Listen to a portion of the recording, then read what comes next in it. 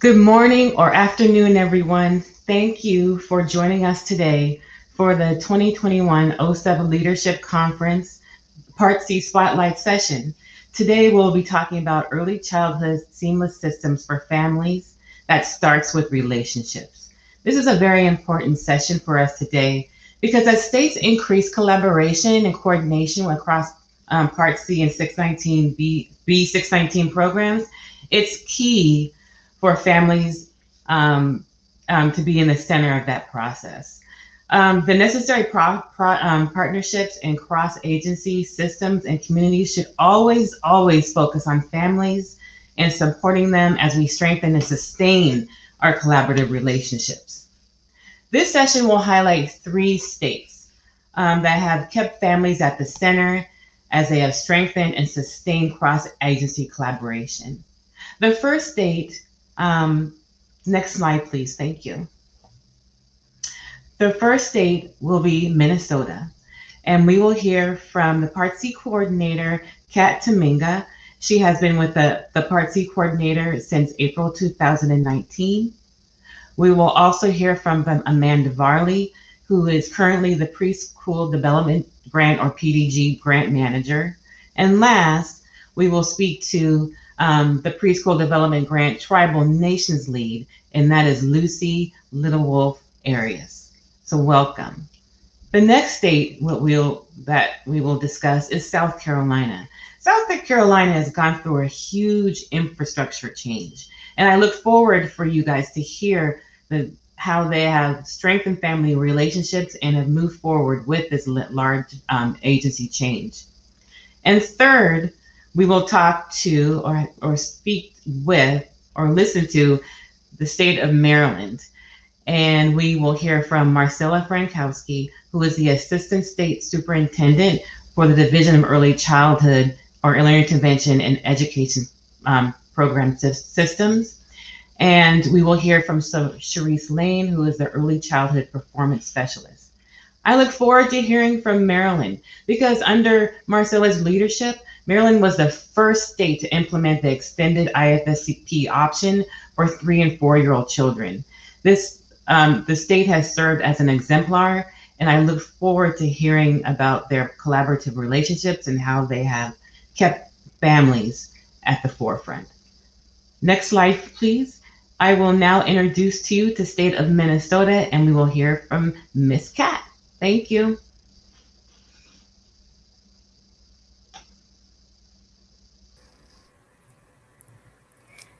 Greetings, everyone. Han Bonjour. Welcome today. And if you could go back to the slide, I'm going to talk a little bit about centering us in some commitments to equity together today. There's my other folks. Welcome. Thank you so much for gathering with us today. We wanted to begin our session with some commitments to equity. And you'll see on the slide before you, these are commitments that we have held to in MniSota through the Department of Education for a number of years now. And these commitments, this slide is a part of every slide deck that we do from the Department of Education, whether we are Part C, whether we are in our Indian Education Department, our HR Department, Finance, no matter who it is from the Department of Education, this slide is prioritized so that it helps to ground us as we are preparing information and sharing out, but also really grounding and centering everyone who is in this space together. We encourage you to maybe focus on one of these during your learning this week during the conference.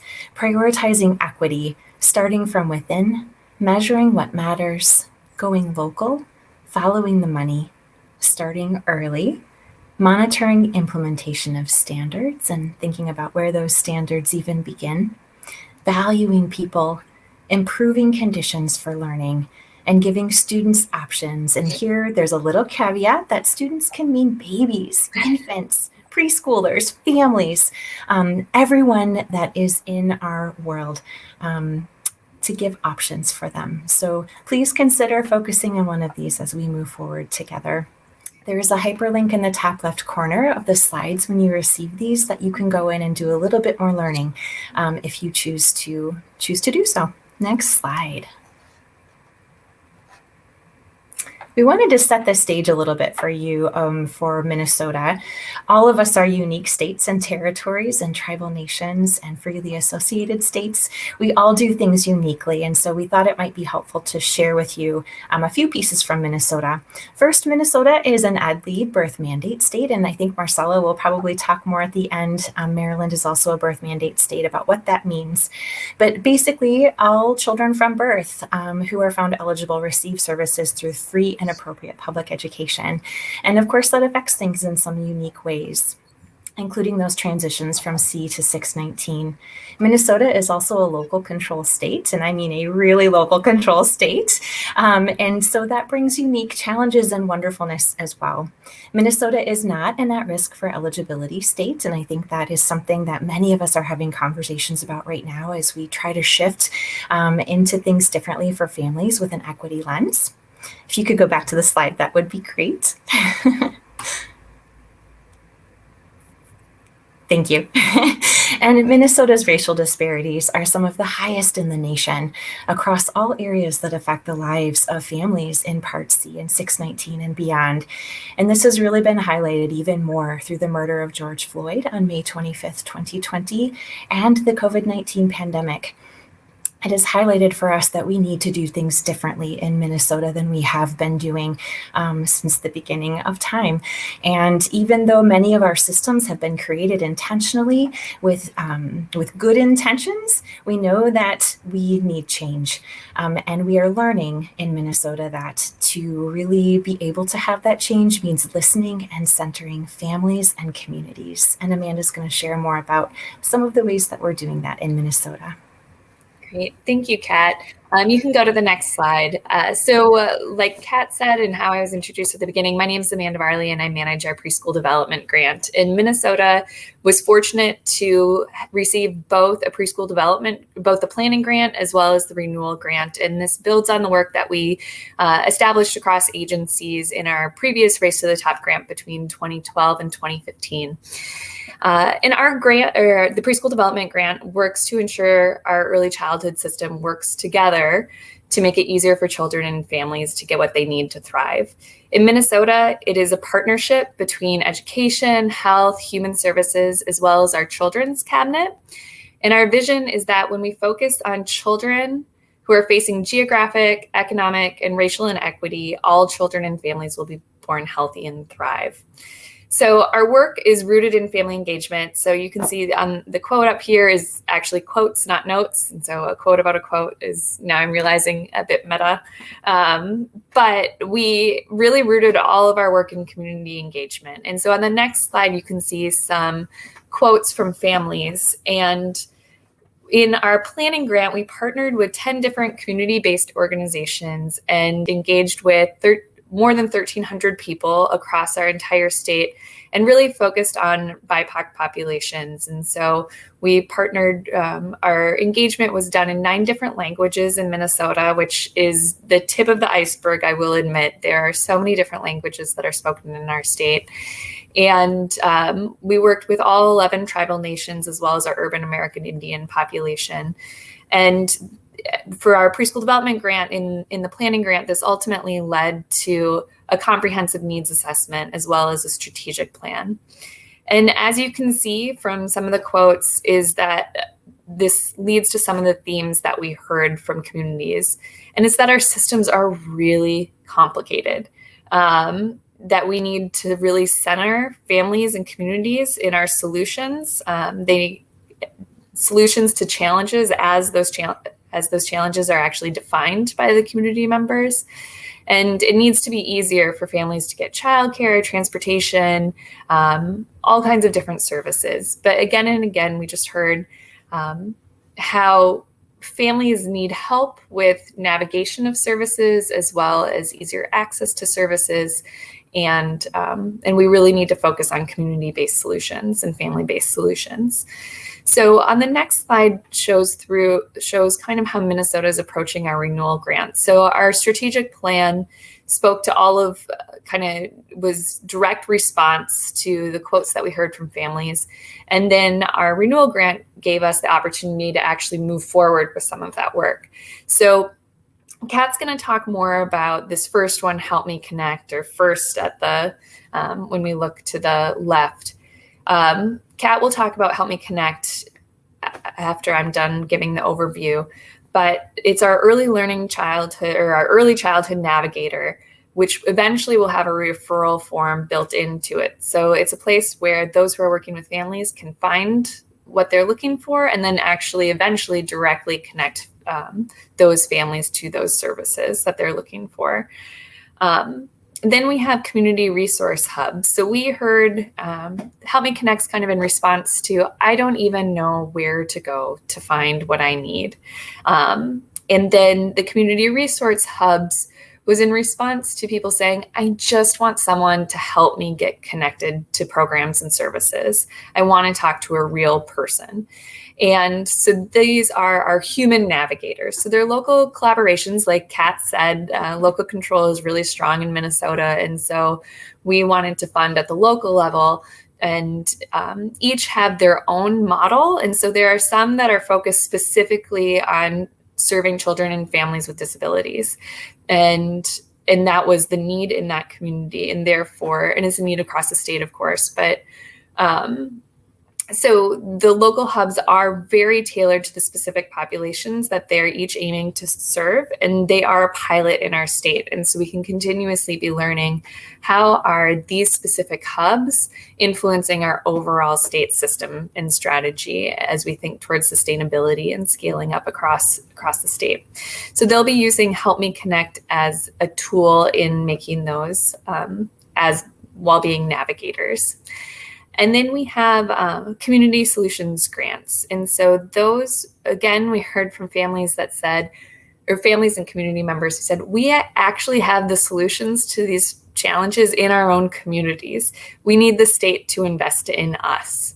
And so the community solutions grants are just that. And it's actually blending some of our preschool development dollars and some of our state dollars together, or braiding them.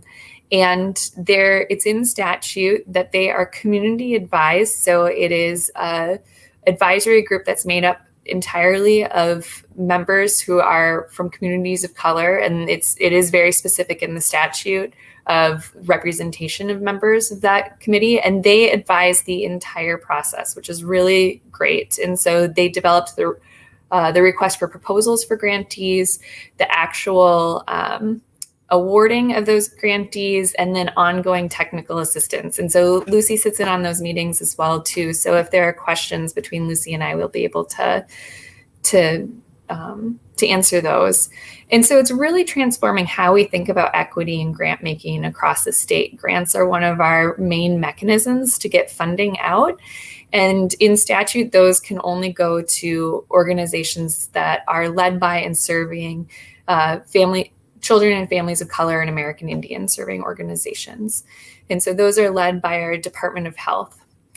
And then finally, there's our data portal. And so our data portal is how we coordinate eligibility and services for children and families. So we heard again and again the burden on families of telling their story again, like over and over to different people to try to access services. And so we're trying to figure out, where can we streamline that? So one place is a common application process to apply for multiple services within one application. Another spot is how we're thinking about what we call presumptive and categorical eligibility. So you're automatically qualifying for one program based on your participation in another program. Where this is touching Part C, and Kat would be able to make sure I have the correct language on this, is statutory requirements for the connection between child welfare and making a referral into Part C. And so we have the ability to automate that process through some of the work that we're doing with the Preschool Development Grant.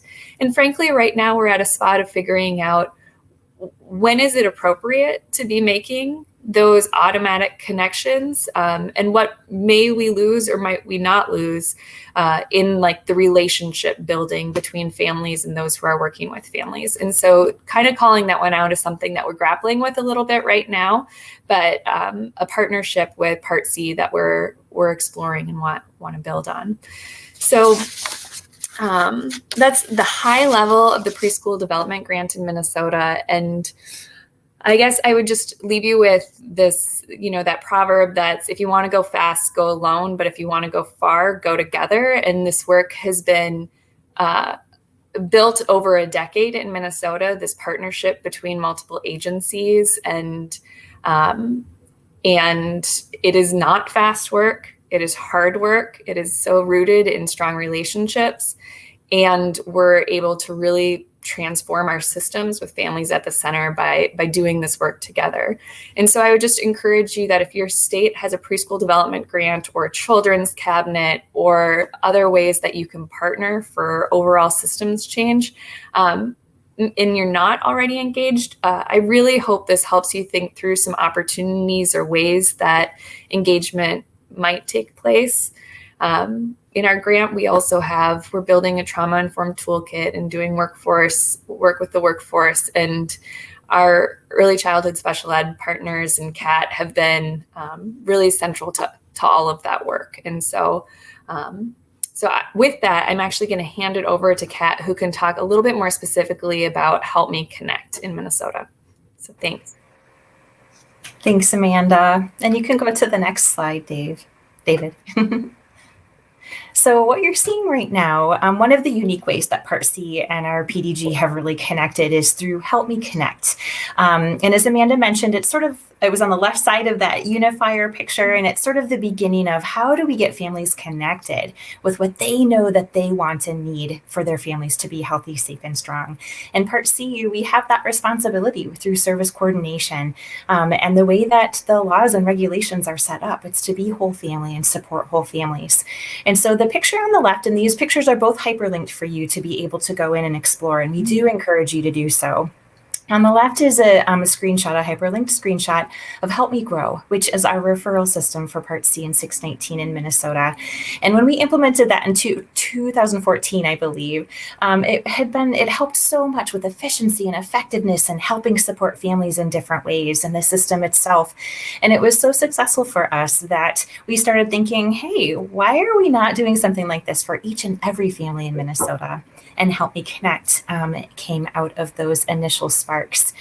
We began the project of Help Me Connect in 2012, and I won't go into all of that history now, but just to share a few ways that Help Me Connect, this navigator, the statewide navigator, has been built to really center families, including families in Part C, and coming out of that work that we've done with families in Part C. So one of the things to know is that Help Me Connect was built for providers specifically and intentionally to be able to help support families. And so Help Me Connect has become our new and stronger and better required resource connection for families, that resource directory that we all have to have. And it's much more effective than those pieces of paper we used to keep folded up in our pockets or our bags, right?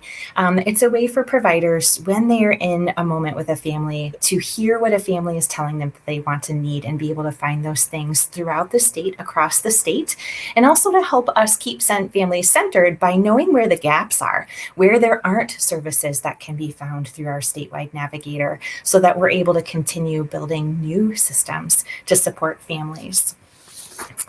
Another piece of this is that it was built interagency collaboration and community collaboration from the beginning.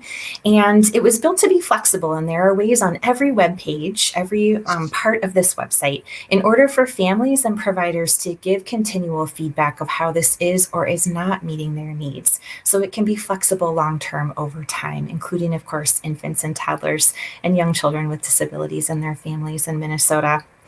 And as both Amanda and I have shared, this is an interagency collaboration. And one of our most critical partners from the beginning have been our tribal nations and American Indian families and communities.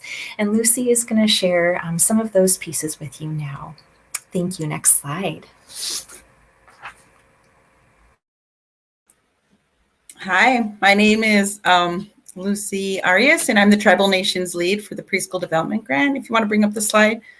And my role is to really be that connector. between tribal nations and urban American Indian organizations and families to the work of the state. And in early learning services at Minnesota Department of Education, but PDG as well, which is cross-agency work. In Minnesota, there is 11 tribal nations. We have 4 Dakhóta communities to the south and 7 Ojibwe communities to the north, which I am from, the White Earth Nation.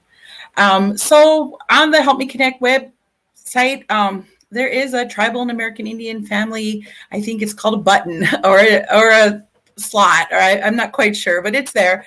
And that's important because in Minnesota, we recognize the tribes as governments and unique bodies in our state. And it is by law to have tribal state relations. So that means you need to communicate directly with the tribes on what the business of the state and how it interacts with families, American Indian families and tribal nations in Minnesota.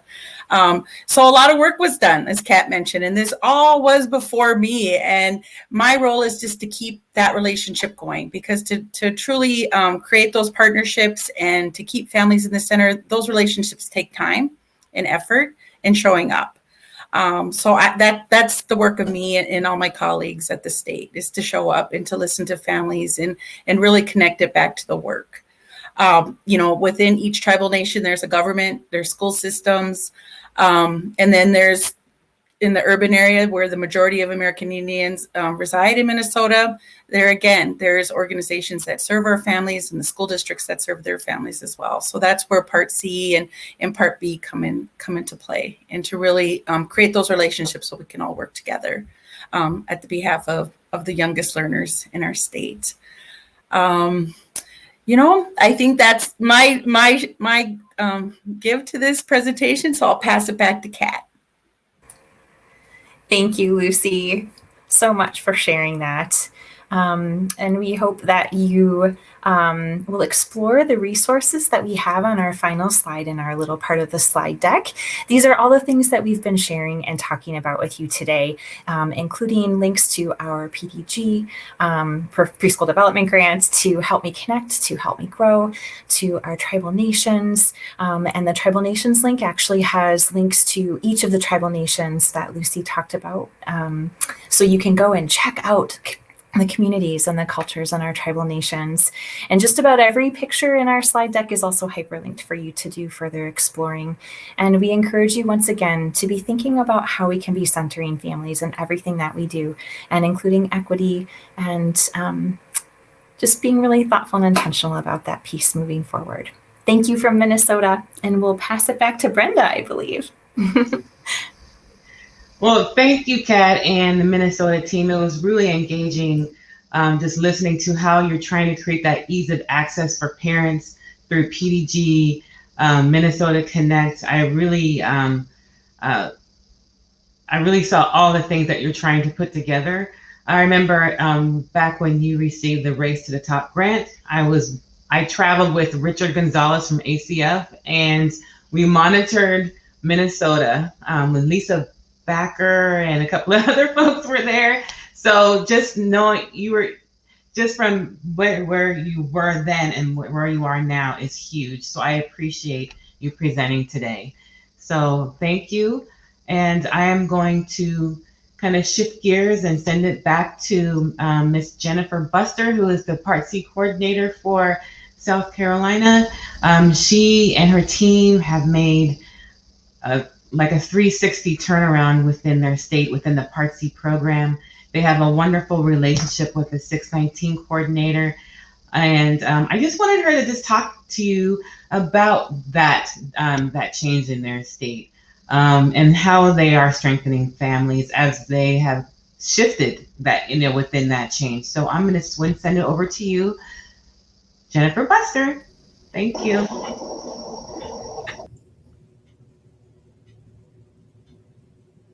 Thank you, Brenda. I appreciate the introduction, and I appreciate being asked to participate today. So I'm going to jump in here. Thank you, David, for bringing the slides up. As Brenda mentioned, I am the Part C coordinator here in South Carolina, a role that I took on about 3.5 years ago for a state that has had some historical issues around noncompliance and things like that. So we really have focused in that time frame on turning the program around, and I think that the most important piece of us being able to do that have been the relationships that we have with many of the partnering agencies, which I'll talk a little bit about today. And so one of the things that is more important to me, obviously, than my role here as the Part C coordinator is my role as a mom. And I'm also the parent of a now 21-year-old son who was born with special health care needs and received Part C services a long time ago. And so it's been great to be able to give back to a program that really helped my family. And so I wanted to start off with this quote because it was one that I had when he was growing up, and it really resonated with me in our journey. And it also is a reminder for those of us in the field that parents and caregivers really are the true educators of their children. And so it's our job as professionals to really listen to them. They have a wealth of information about their kids. We just have to really open our ears and listen to what they have to say and what they have to share. So next slide, please. So again, talking about collaboration across agencies, and in my opinion, the biggest key to collaboration is communication. And so I feel like, again, as I said earlier, South Carolina does a really, really good job of collaborating among agencies. And we've got a host of folks that represent agencies around the state that in many cases have been in their roles in one way or another for 10 to 15 plus years.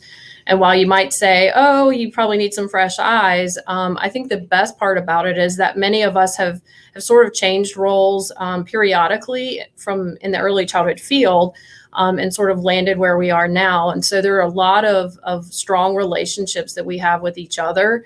And so that's been huge. One of the biggest ones, as Brenda alluded to, is our relationship with the 619 coordinator. And I'm sad to say now she actually just took another role within the state, but a very strong relationship with her over the last couple of years at the 619 coordinator, again, at the South Carolina Department of Education, Office of Special Education Services. And she and I would talk on a monthly basis about transition, what was going well, other collaborative efforts that we felt like we needed to look at and pursue. We also both hold contracts with the state's Parent Training and Information Center, which for our state is called Family Connection of South Carolina. And I'll talk a little bit more about them in a little bit and have some data around the work that they do around families and really making sure that families are supported. And then other ways that we really work to collaborate and communicate with each other is we're a very state heavy. We state control. We don't have individual programs at the local level. It's a lot of state control. So we have local early intervention team meetings on a monthly basis for the staff at the state Part C agency to communicate and work with providers at the local level on things that are going on in their area, issues that they might be facing. But that also allows them to bring questions and common themes back up to us here because they are state agency employees. So we can address them at what we typically have our monthly program manager meetings, where we get representatives from all the different partnering agencies, including the state representatives for the service coordination agencies, the 619 coordinator, the training and technical assistance folks. And we get together and we just talk about, the good, the bad, everything in between, what's working, what the trends are, what we might need to focus on, and then any upcoming trainings and things that we can focus on to do a better job to deliver services to children and families. So it's really been helpful. And then a lot of those same folks are all obviously represented on a number of additional committees, such as Act Early, the Pyramid State Leadership Team, and groups such as that get together to talk about professional development and things like that. So again, just that strong collaboration where, we pick up the phone and we're calling each other, we're texting each other all the time. So, and then one thing I mentioned on the slide is just training around, issues that families are interested in, as well as professionals. We've been able to, recently we launched training around infant early childhood mental health for our early intervention and service coordination professionals in the state. We have a parent track in our PTIC, annual conference. So parents are able to attend that conference, and there's actually a track for them throughout the conference. And then we've also rolled out the routines-based interview training for our service coordination providers as part of our state systemic improvement plan. So a lot of work, and I'll talk a little bit more in just a second about some of the training that's available to families in the next slide. So as I mentioned, we have a very strong relationship with our Parent Training and Information Center, and we do a lot of work with them around outreach to families. They have our central directory. They develop lots and lots of material for us. And so one of the things that you're looking at here are actually two booklets that they developed for us in South Carolina. And so our goal obviously is to make sure that not only are families heard, but they understand and can navigate the system, because as we all know, and as MniSota alluded to earlier, it can be very, very complicated for families to participate. So the top booklet that you're looking at there is actually the one that relates specifically to Part C. And so that's designed, again, to just sort of help families go through the Part C journey. And that particular booklet, we have a lot of great metrics around that. And so we know that particular booklet was disseminated more than 3,200 times since July 1st of last year to families and interested parties. And then the website that actually houses these two booklets for Family Connection has been visited more than 36,000 times since July 1st of last year as well. So, a lot of reach across the state to families, which is important. Since 2019, they have also, the Family Connection has also been able to assist. They've received referrals for more than 3,700 families to their program for parent-to-parent support, which is huge. I know I benefited from that when my son was in services, and so it was very, very helpful for our family to talk to another family. So they've received 3,700 referrals, and 3,100 of those actually went on to receive some ongoing support and assistance from Family Connection. So, and then of course we have a contract with them, and so that allows them to conduct things like trainings for families as well as professionals. And so since 2019, they've conducted 179 individual trainings that have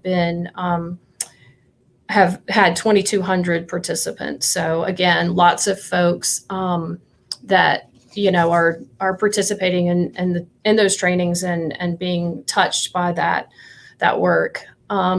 Mentioned here a couple of state level committees. Of course, our state does have a couple of the required groups, the Interagency Coordinating Council, and we have parent representatives there. And then also we have the Advisory Council for the Education of Students with Disabilities, who advises the South Carolina Department of Education, Office of Special Education Services, which has a number of preschool.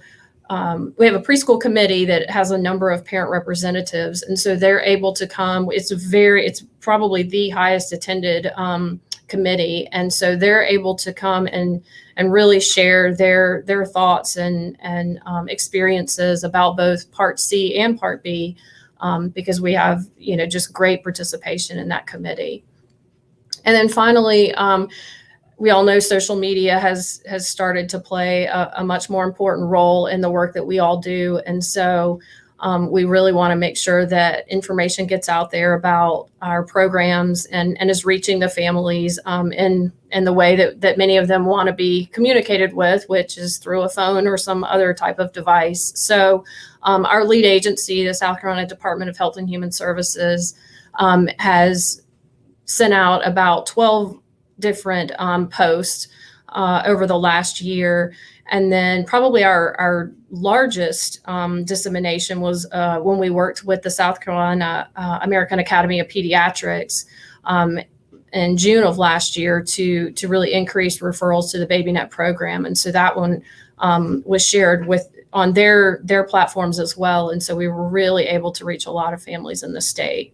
And then again, our Parent Training and Information Center averages around 1 BabyNet post a month on their social media platforms. And so that has a reach of around 8,000 families, which if you do the math, that's about 96,000 families per year that are receiving some sort of information about BabyNet and the programs that we offer here in the state. So again, just trying to get as much information out to families as we can. Next slide, please.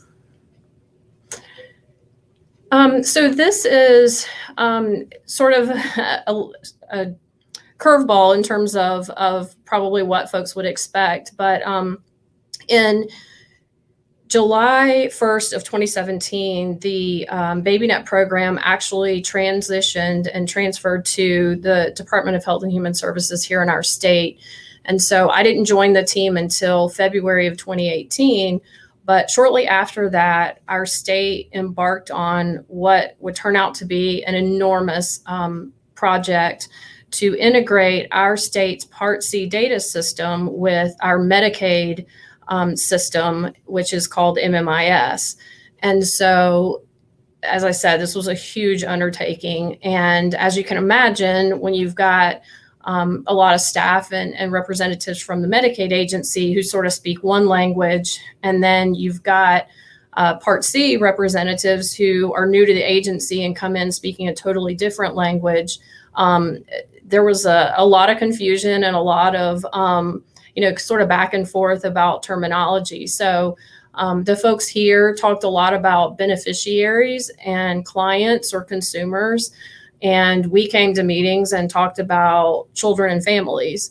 And so, there was a bit of a disconnect because we just kept saying, hey, wait, we refer to them as children and families. And so it was a huge learning curve and great learning experience for us being new to the agency and them being new to this program.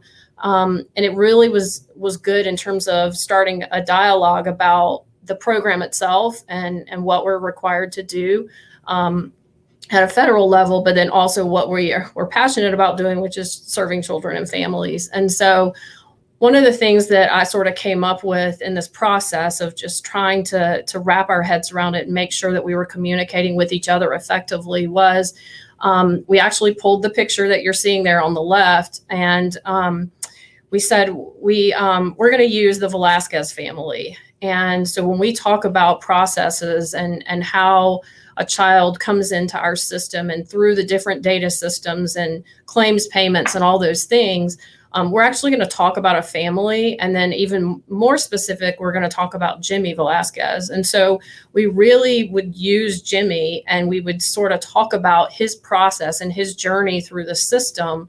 And so that sort of, it closed the gap a little bit and it helped us, I think, both from both sides really see, what we were talking about and see it from each other's perspective. And so we actually moved on to creating training materials. And so when OSEP came to visit, we provided the picture on the right-hand side along with a number of other things.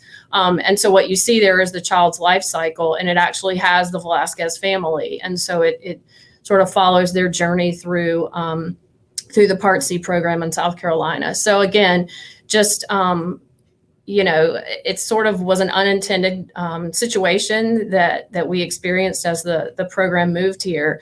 I'm happy to report now that in our conversations with each other, and when folks talk about the BabyNet program now, most of them refer to our population as children, and they talk about families now, and we don't hear beneficiaries a lot. And we've been able to maintain all of the information we have on our website. We continue to use child and family, whereas a lot of the Medicaid information obviously goes by beneficiary and some other terms. So again, just a personal experience for our state as we've gone through a pretty big transition. Next slide, please. Finally, I wanted to touch on COVID-19 a little bit. Again, I can't stress enough how important communication and relationships have been throughout the COVID-19 process. As everything shut down here, as I mentioned earlier, the 619 coordinator and she and I pretty much talked on a weekly basis, starting back in March and April of 2020. Around transition services and what were we going to do about transition conferences, and schools were closed, and just really what were we going to do to make sure that children and families' lives weren't disrupted. And so she and I talked and met and really sort of worked through as much as we possibly could. We had individual calls with some of the service coordination state agencies, and really talking about, are folks going out in the field now? Have they started looking at telehealth? We as a state had to sort of scramble around because telehealth was not an option in South Carolina prior to the pandemic. And so I came into the office throughout the pandemic, and we really worked quickly to try and get as much information out to the provider community as we could. And we did allow telehealth flexibilities, as well as added some additional codes around COVID related to service delays. So again, just building on the relationships that we had that were already in place to really just jump in and say, okay, what are we going to do and how are we going to do this so that families and children still get the services that they need. I think South Carolina was one of the few states in the nation that actually saw an increase in enrollment during the pandemic. Our numbers continued to rise, and I have no doubt that some of the things that I alluded to earlier around family connection and the great work that they've done played a part in that, because our numbers have steadily increased. And so, of course, that impacts 619. And so, another thing that we were on the phone talking about quite frequently was, this is a huge influx of children into the 619 program. So again, communication is just key here. So we were able to send out about 6 or so bulletins to the provider community to try and just stay on top of things as much as they changed. And now we're sort of in the position where we're evaluating, what needs to continue, what needs to change as we start to see the public health emergency wind down, although I know cases are kind of starting to go back up. And then one final thing is, as the local education agencies, were closed due to COVID, they relied more heavily on the Part C information. So our early interventionists, when parents consented, we were able to share as much of the information as we could to assist them in trying to make eligibility determinations. So again, just working together as much as we can, to talk and work through problems. So in closing, I would say South Carolina, we work hard to facilitate communication and collaboration with each other at both the state and the local level to ensure high quality services to children and families, which is our ultimate goal. And we ask ourselves on a regular basis, like, what does this look like for children and families? How is this going to impact them? Of course, we have to work to meet our federal requirements, but we also want to have flexibilities because we know we are working with children and families. who have a lot going on. So communication is key. So thank you. I appreciate you having me here today, and I will turn it back over to Brenda. Yes, thank you, Jennifer. And, communication is key. And, as a state lead for South Carolina, I remember the Velasquez family and going through that presentation and then seeing where you've come then to now. It's a complete 360 change. And it's that change in that whole redevelopment of your data system is strengthening families along with your other collaborative relationships. It's important. So I really, really thank you for talking to us today and really going into in depth about the changes that happen within your system. So I really appreciate you. So now I thank you. I want to turn to Marcella Frankowski and Sharice Lane in Maryland. They have a long-standing history with providing birth to 5 services, preschool services, and the extended option. I'm excited to hear about what you're doing within the state. I'm going to turn it over to you, Marcella and Sharice. Thank you very much.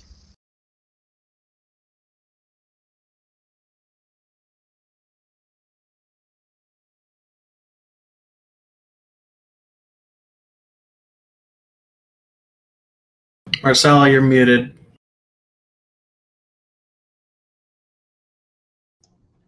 Thank you, David.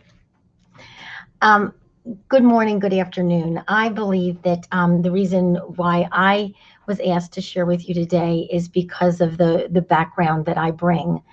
In 29 years at the local school system, in the field, in the ground of birth through 21, then coming to the State Department to serve as a transformer, a catalyst in building a statewide birth decay program, and then having the opportunity for the last 10 years to become the superintendent for early intervention and special education for Maryland. So as I am in this capacity, it really reinforced the power of early intervention and early childhood, and then I was able to transform that into a system model. So today, I share with you, next slide, please, a little background so that you know what Maryland looks like in our work and in our foundation, our framework. About 7% of our age group, infants and toddlers, have an eligibility in our Maryland Infants and Toddlers program. About 6% of our aged population is receiving preschool special education, and we are comparable to the national average of about 12-13% for our ages 3 to 21. So Maryland's very typical in our percentage of population, but our infants and toddlers is a little high. So we are excited about earlier the better. Our infrastructure, like MniSota, is locally driven. While the state has very clear expectations and requirements, there is a lot of autonomy within each system. What I will share with you that each system does have a Maryland Infants and Toddlers program. They do have a choice as far as who their lead is. Of our systems, only 4 do not have education as the lead. So they are either in the Department of Health and Human Services, or their lead is the Department of Health. So the majority of our systems have an education lead. Our demographics, only the points that I want to point out for you for our Maryland infants and toddlers, our earliest learners, over half of our population does qualify for poverty, which is identified through our FARMS number. And in our infants and toddlers program, some shout outs are there has been a 28% increase of those families and children in our Maryland infants and toddlers program over the last 10 years. So there is a significant increase. There is a 56% increase in the number of Spanish-speaking families in our infants and toddlers program. So we have had a focus and lens in how to meet the needs of this population. And also there's a 55% increase in our population in infants and toddlers where our infants have been drug exposed. So we really use information and data to inform us in our work, and these truly have been demographics that are reshaping, resetting, and reshifting our work every day. I think there's some unique pieces in Maryland that drive our work and inform our work. One is, as MniSota, we are a birth mandate state. There are only 5. So we do believe, and our mandate of this strengthens that the earlier the better. And all of our children we have a very large safety net. So we do serve a great majority of our children in the infants and toddlers program. Another unique, as Brenda has shared, is that we were the first, and we continue to be the extended IFSP option state national example. About 65% of our families choose.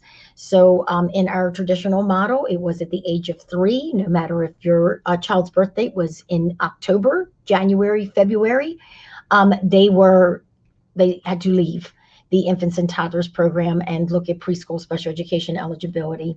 This really hindered, when I came down to look at this, that really hindered a family's opportunity and choice, and made a family of a child with a developmental delay or a disability in a very different decision-making place than a family that would not have a child with a disability. So there was an inequity almost built in immediately. So in looking at this, we saw this as looking at family voice, looking at family choice as a catalyst in where their child's education and future was going to be. So 65% of our families that are enrolled in our Maryland Infants and Toddlers program have chosen to being eligible for preschool special education. They have chosen to remain in our infants and toddlers model. This really speaks to the infants and toddlers program, but also our commitment to families to make their own choice, have their own voice in their child's education and where the child and the family are best served. So we are very excited about this, and it has made, I will have to say that this extended IFSP option choice has truly been a catalyst and a bridge to creating a system between our infants and toddlers program and preschool special education and the preschool environment and community. So if I could say of one action that makes a difference in creating that, an action that relates to policy, this would definitely be a driver. I think another piece of that's unique in Maryland, and many of you may have heard of this, is we've had a commission in place for the last couple years, and that commission is called the Blueprint for Maryland's Future. So they created this blueprint, and in this blueprint, it's a $4 billion project. It was legislated this year. So this commission actually turned into legislation, and it has a $4 billion ticket on it. That money and that commission is really looking at the transformation of Maryland's educational system. First and foremost and powerful in this blueprint is early childhood. So the commitment continues to look at earlier the better. In this commission, and what is being legislated now is I believe like 16, 18 additional Judy centers. So there's an expansion of the Judy centers. We also are expanding our access to high quality. We're defining high quality early childhood programs and full day 3-year-old and 4-year-old programs for all children. So we truly are now expanding and elevating our early childhood programs and the universal piece to that. Children with disabilities are a priority in these programs for the full day 3 and 4. They have not been in the past. So this is transformational as we look at this blueprint and how we're implementing it. It also provides expansion for family support centers, which again, we realize the power of the family for all learners, but most importantly, that prime time of early childhood for family engagement and for brain development of the child. So I believe that our focus on and our legislation of early childhood experiences has really served as a catalyst and as a message to our communities, to our families, of the importance of family engagement and the importance of earlier the better. So I thought that those shout outs were important to talk about a structure, because we really do believe that an infrastructure is what begins the process for change. So as we look at this, speaking of change and a process, next slide, please. I would have to say that once there's a policy, a legislation, the work, how do you operationalize that policy?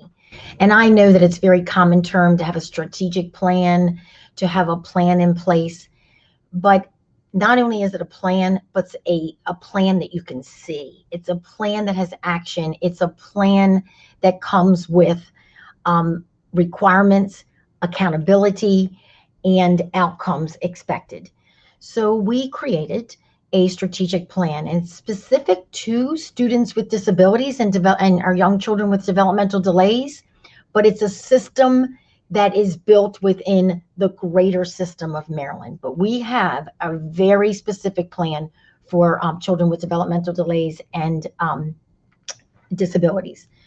So first, you will see that in our plan, there are 3 key imperatives: early childhood, birth through kindergarten; secondary transition, which is our ages 14 through 21, and then our specially designed instruction, the green, for access, equity, and progress. I'm not going to unpack this, but I want you to see, of the 3 foci, early childhood screams as a major piece of our work. So it's not in isolation. It connects to our 14 to 21 population in secondary transition, and we link it all to specially designed instruction, which is what makes early intervention and special education different from general education. We also have the focus on narrowing the gap. We really feel that progress is not enough for a child with a developmental delay or a student with a disability. It is not that we move along at the same pace. It's changing the trajectory, the rate of progress, in order to narrow that gap for that child. It is often we hear that graduation rate, dropout rates, we look at middle school or high school. That's not where the dropout or the graduation performance occurs. It begins at birth, and early childhood is really the trajectory for graduation rate and dropout as we move forward. So there is a connection, and it is one of 3 of the imperatives. So you will see that in early childhood, there's 3 key components as we build a system. And I must say to you, the key here is that there's only one system.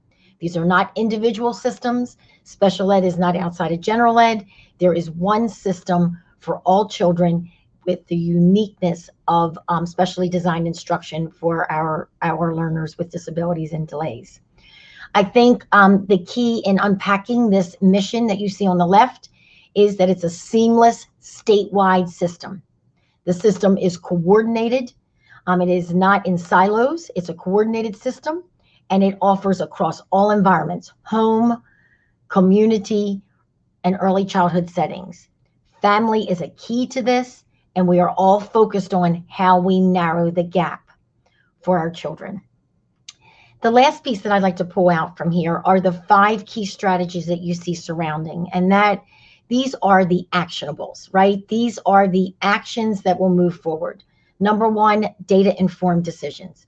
We say in Maryland, and you will see on our websites, and as you look at this work, it tells us how to act. We truly believe that we do not know how to act as a state, and we do not know how to change outcomes for families and children at the local level if we do not have data that informs where we're going to go next and how to act.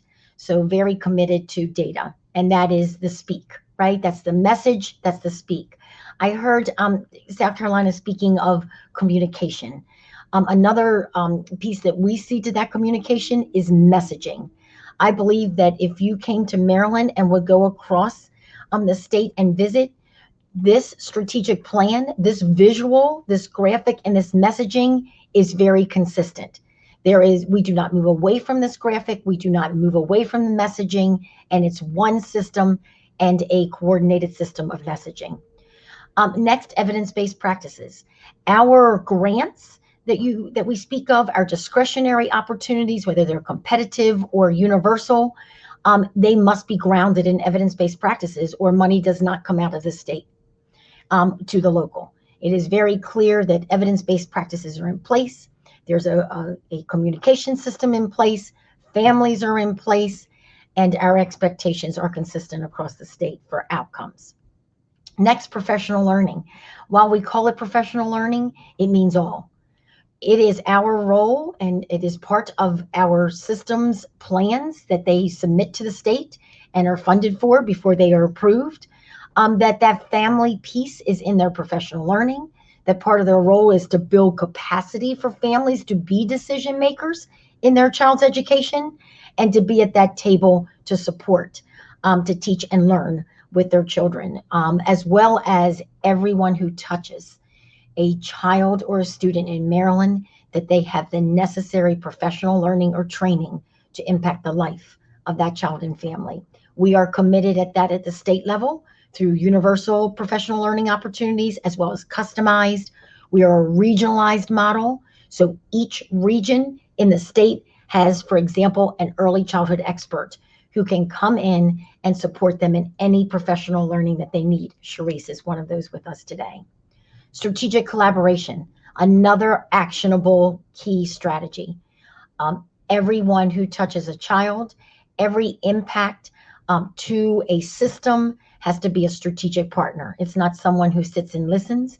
It is someone who sits, listens, is an active partner, is an engaged partner, either brings an expertise, a commitment to the work, and/or funding in order to move the work forward. So strategic collaboration is key to this work. We also have a division of early childhood here within the Maryland State Department of Education, and that assistant superintendent and myself collaborate weekly. Some of this work that I shared with you for the blueprint was collaborated, that we put boundaries, and even in our PDK grants and our preschool expansion grant, it was about a 300% limit for the socioeconomic of the families. We said that is fine, but students with disabilities do not and will not be included in that 300% number. They have an equal priority, equal access, and that will help with inclusion. That will help with all of our students seeing the needs of access to the work. So we do not separate our work and our policy making in for early childhood and special education. And last but surely not least is family partnerships. Key, it is the power of the family that moves the child. We've learned during COVID, what made a significant difference was our coaching. Sharice is going to talk to you about that. We have a reflective coaching expectation model across the state. When brick and mortar or when coming into homes changed under COVID, our families had the coaching to be able to continue through teletherapy or through Zoom or whatever way we reached that family. They already had that capacity to be a coach in their child's life. So we really have a true data point of what it means to have a family be a coach to their child. So very excited about that. Next slide. Next slide, David. Thank you. Sharice is going to take us through this, but to set this up for Sharice, this is really how we see building a system. Just like in the process where you develop, implement, and you're accountable, you evaluate, that is how we create a system for a child, student, and family. So Sharice is going to take us through some highlights. We are very strategic in the development of actionable outcomes, very strategic in implementation. I will say to you, implementation is the hardest from a superintendent's perspective, to start at the state and go all the way down to the home, the community setting, the classroom. There's no question about that. That's the challenge, I believe, for a state to move through. And then the accountability piece, we truly believe here in Maryland that what gets measured gets done. So if there's an expectation and we follow up with accountability for what gets measured gets done, we are seeing that recursive quality of developing, implementing, and evaluating as one that messages and communicates to our family and holds all responsible, including our families, to support their child's education. So with that, I ask Cherise. Thank you, Cherise, for being a partner today in sharing the highlights of our system work. Thank you. And thank you, Marcella, for setting the stage, explaining the context that drives Maryland's system. As she said, I am Cherise Lane. I'm one of the early childhood special education performance specialists at Maryland State Department of Education. And I'll continue to unpack each component for building Maryland's birth through kindergarten system. So development requires cross-sector collaboration, resource allocation, and informed decision-making to prepare a comprehensive system for young children and students with disabilities. Our state and local leaders invite community stakeholders to contribute to a program's development to ensure buy-in and action. Our IFSP and IEP teams use data to inform their decisions in determining eligibility, the environments, as well as developing high quality IFSP outcomes and IEP goals to support child development, actively participating in routines-based activities and school readiness. Our state and local leadership operationalized a strategic plan and federal and state funds in supporting young children with disabilities, their families, and providers to target early childhood development across the home, community programs, and in the classroom. Implementation, the next component, is the boots on the ground action that enables young children with disabilities and their families to thrive in a statewide system of coordinated services, bridging our IFSP services to IEP services and beyond. We have high expectations for all of our young children and their families to actively engage in natural learning opportunities. To support this work, Maryland has operationalized a strategic plan in building the infrastructure and personnel capacity of its state and local systems. We implement a regional model with an assigned state specialist to support our local programs. State specialists guide and collaborate with our local programs in the identification of national experts, strategic braiding of funds across resources and/or partnering across agencies, and share federal and state developed tools and resources to support their work. The crown jewel of Maryland's unique birth through kindergarten system is the extended IFSP option. Marcella shared that the extended IFSP option provides families, which 65% have exercised, with both the flexibility and support to improve their capacity and advocacy skills while readying their young child for school readiness. Accountability, our last bucket, ensures that our high expectations for all of our young children and families are met. Our local programs use quantitative and qualitative data gathered during the IFSP process to develop high quality and functional IFSPs. This focus on data-informed decision-making continues when our young learners with extended IFSPs and IEPs participate in the early learning formative assessment to guide instruction and development of those high-quality and functional IFSPs or standards-aligned IEPs. All of our hard work is put to the test when our young learners transition to kindergarten. We use the data collected from the required statewide kindergarten readiness assessment to inform our state and local leadership how to continue improving the implementation of best practices to prepare young children with developmental delays and disabilities for school and beyond. The Maryland Online IFSP has been designed to guide our local infants and toddlers programs step by step through the IFSP process from referral to exit.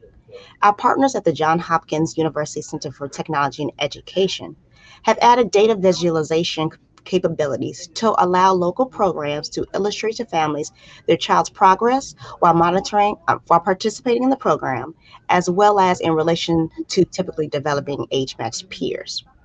We align our practices in Part C to Part B. Maryland updated its online IEP to capture the necessary components of an authentic assessment and child outcome summary process in the preschool component of the Maryland online IEP tool to seamlessly transition the development of goals that are functional yet aligned to Maryland's early learning standards. As the final tool of accountability, Maryland created the IFSP Process Performance Indicators as a non-evaluative resource for state and local leaders to support IFSP providers to develop high-quality IFSPs. And next slide, please. Thank you. So what we've learned, the most valuable lesson that has definitely been reinforced the past 16 months, is the power of the family. Maryland proudly partners with families of young children with developmental delays and disabilities. This past year has emphasized the changing role of the family. We see families as thought partners and collaborators to solve problems and arrive at innovative strategies for solutions. Building family capacity through evidence-based practices, such as reflective coaching that Marcella spoke about, helps provide strategies, tools, and resources to promote early childhood development. Our state and local family support teams has worked tirelessly to address the pressing needs of all of our families, especially during this pandemic. All this is done with the aid of federal and state funds provided to local systems and public agencies so services can be coordinated across the birth to 21 continuum. And finally, our non-local school system, fiscal and programmatic partners are critical linkages for our families at the state and local level to ensure their needs are met during this critical period of development, especially throughout the COVID-19 pandemic. Our institutes of higher education continue to prepare future educators and providers and best practices to better engage as well as empower families in promoting early childhood development and school readiness for our youngest learners. Next slide, please. Thank you. As we support families as their child's first teachers, we also prepare our young children for K-12 learning. Families who select the extended IFSP option collaborate in developing pre-literacy and numeracy outcomes to be targeted alongside their functional outcomes while addressing their child's early learning skills. Maryland developed the IFSP Process Performance Indicators, as I referred to in the last slide, which ensures high-quality service plans that contain IFSP outcomes that are aligned to statewide early learning standards. Maryland's early learning standards are aligned to Health Beginnings, which is a resource specifically designed for the care of infants and toddlers from birth through age 3, as well as the Maryland College and Career Standards, which incorporate Common Core state standards to define what students should know and be able to do at each grade level in subjects such as English, language arts, and math. The two resources are foundation from which our state developed the Ready for Kindergarten Comprehensive Early Childhood Assessment System, which comprise of the Early Learning Formative Assessment and the Statewide Kindergarten Readiness Assessment that I highlighted in the previous slide.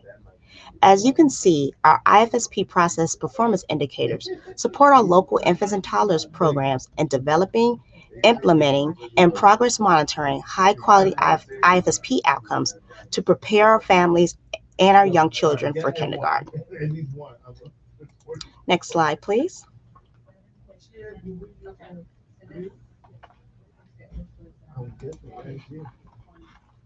And now Marcella will present key data points that highlight the impact across our birth to kindergarten system. So we truly believe what gets measured gets done. So here is some impact data for you in Maryland.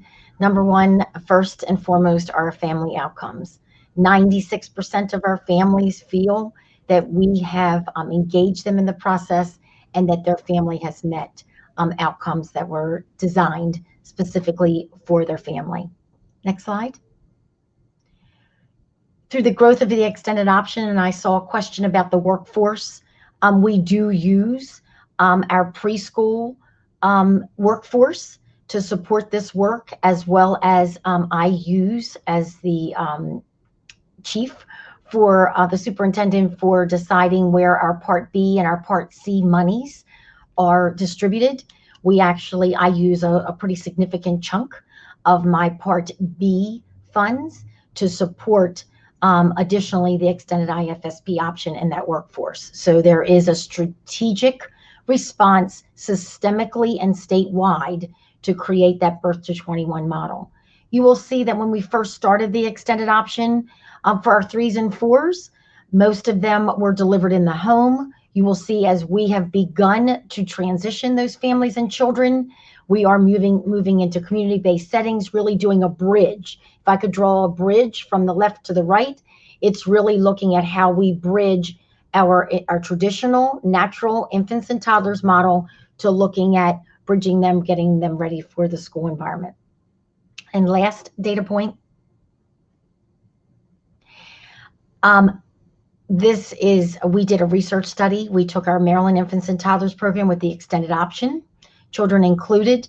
And by the time our infants and toddlers children, this cohort moved from the infants and toddlers to grades 3 through 6, which is our statewide testing grades, we learned that 68% of the children that were in our Maryland Infants and Toddlers program, including the extended option, were no longer in need of special education, but were in a general education full model. So I think that speaks volumes of this work, and I'm very excited to continue and to support the nation in this work. To complete, Sharice will share our last resources. Sharice? Thank you. Our division has created many resources to aid families in making an informed decision as they navigate the birth through 5 transition processes. A couple of those documents are shown on this slide, such as the Family Guide to Next Steps when your child is in early intervention turns 3, and a Family Guide to Early Childhood Transitions in Maryland, Birth to Kindergarten, which helps prepare families for what to expect in the Part C and to expecting the Part C to Part B transition process. So families learn more critical elements of this transition, such as the transition planning meeting, eligibility determination for continued services, as well as how they can make comparisons between the IEP option as well as the extended IFSP option. Next slide, please. Thank you. And on behalf of Marcella and myself, I would like to thank you for inviting us to share our story. Although this year has presented Maryland with many challenges, we are proud that our state and local programs rose to the occasion and saw these challenges as opportunities to connect, engage, and empower our families in promoting the healthy development of our youngest learners. Thank you. Thank you. That was a wonderful presentation. You guys are doing so much within the state of Maryland. And that last slide just kind of wrapped everything together, state, local, and then linking those families together. And then the resource guides that you just showed, Sharice, I mean, those are really thoughtful for states to also have as well. So I really, really appreciate you presenting today. We have, I think, one question for MniSota in the chat. We can go to, I think the next slide are questions.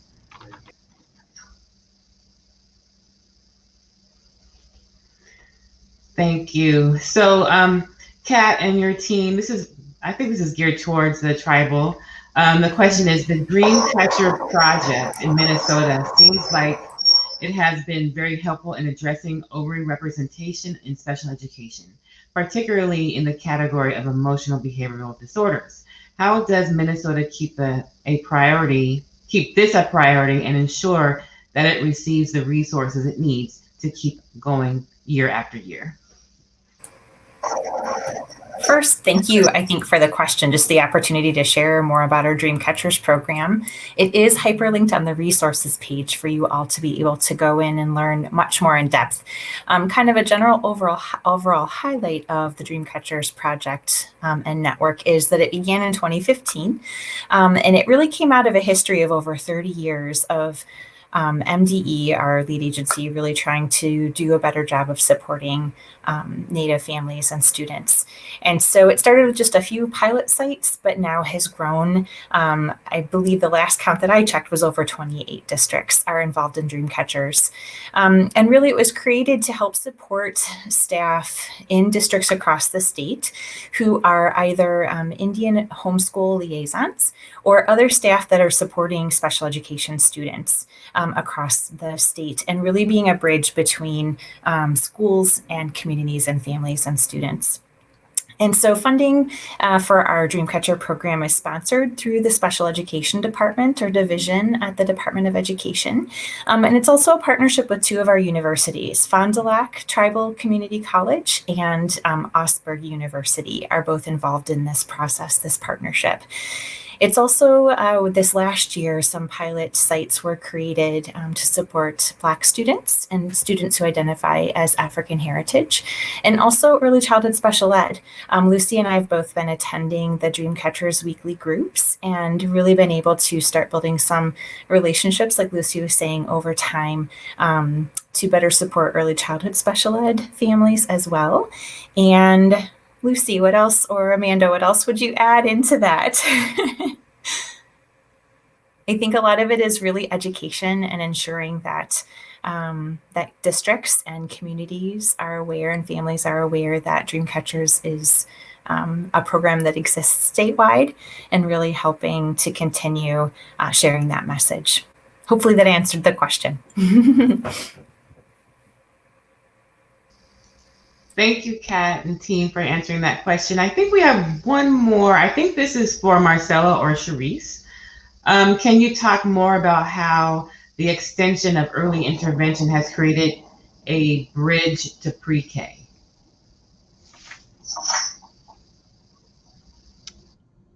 I can start that if that's okay. So thank you for the question. I have to say that the bridge that helped, number one, is that families saw an extension of the infants and toddlers program going right into the eligibility for preschool special education. So we saw a direct link for families, that there was consistent language, consistent messaging, and often a bridge to the next piece of their career. I think, so building capacity was a big piece for families and messaging. I also saw it as a bridge. Many times the infants and toddlers program was over here and in a natural environment. And then over here was getting on a little yellow school bus and going into a schoolhouse. So that really created even a continuum of service delivery models. So it was communication for families. We saw not only in the homes, but then looking at more community-based programs that would link infants and toddlers to preschool special education. And last, the workforce. And this is a question that was here in linking that. We really we saw again, silos. Infants and toddlers people did their own assessments, really stayed in their own world for the child outcome summary. We now have linked the child outcome summary process and conversation into our preschool IEP teams. So we are bridging assessments, we are bridging a workforce development, we are bridging capacity for our families. So I would say that it really handles all the pieces of our infants and toddlers linking to our educational model in preschool special education, so that there's a merging and not a silo of infants and toddlers and preschool special education. Sharice, is there anything else that you would like to add? No, I think you captured it perfectly.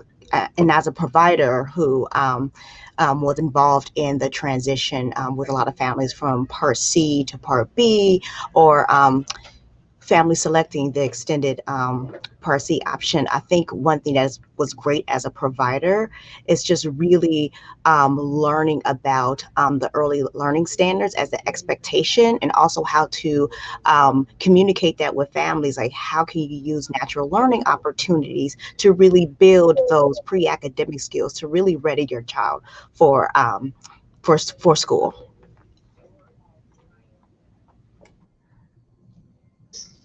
I'm on mute. We had one more, and I think Sharice, you answered it in the chat, but I'm going to just say it anyway.